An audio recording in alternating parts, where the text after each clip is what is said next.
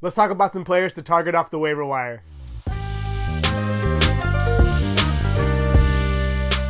First on my list is Ben Mathurin. Ben Mathurin has been really solid over the last 2 weeks. The second-year man out of Arizona is averaging around 27 minutes per night, scoring around 16 points per game, grabbing 4.5 rebounds per game, getting around 2 assists per game, and also knocking down 1.5 three-pointers per game. And he's shooting at 41% from 3. He's also shooting at 47% from the field. Now, in terms of defensive stats, he's going to leave much to be desired. He's only averaging around 0.7 stocks per game, but if you can overlook that, you may have yourself a gem. Bruce Brown's defensive prowess will probably keep him in the starting lineup, but that really hasn't mattered too much for Mathurin. Mathurin's actually thrived more in a reserve role, and I think regardless of how he gets his minutes, he's going to continue to produce. The Pacers scored the most points per game, they also have the most assists per game, and they have the highest field goal percentage as a team.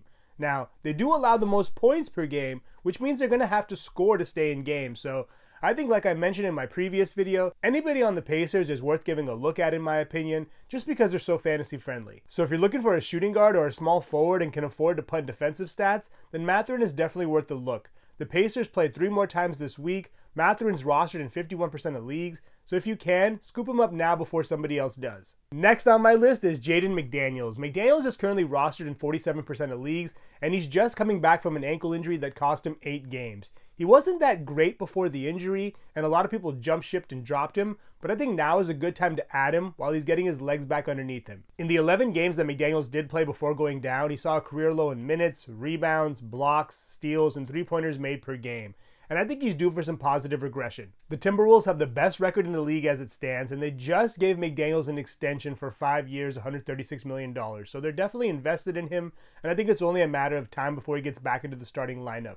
Both Troy Brown and Nickeil Alexander have done admirable jobs in his absence, but they are not the defender that McDaniels is. The Timberwolves allow the second fewest points per game, which is a huge improvement from last year. And I think with them already having so much scoring in Anthony Edwards and Cat and even Mike Conley, that they're going to need defenders to be on the floor, which should only work in McDaniels' favor. So if you're looking for a versatile swingman that can get you points, blocks, steals, and 3-pointers, and also some good shooting percentages, I would give McDaniels a look. He may take a little while to get things going, but I think you're going to have to grab him now before somebody else does. Last on my list is Josh Richardson. Richardson's only rostered in 14% of leagues, but don't let that deter you. Over the last 10 games, he's really turned it on. He's averaging around 31 minutes per game, scoring around 13.5 points per game, also getting 3 rebounds, 3 assists, knocking down 1.8 3-pointers per game, and has 1 stock per game. And he's also shooting at 51% from the field.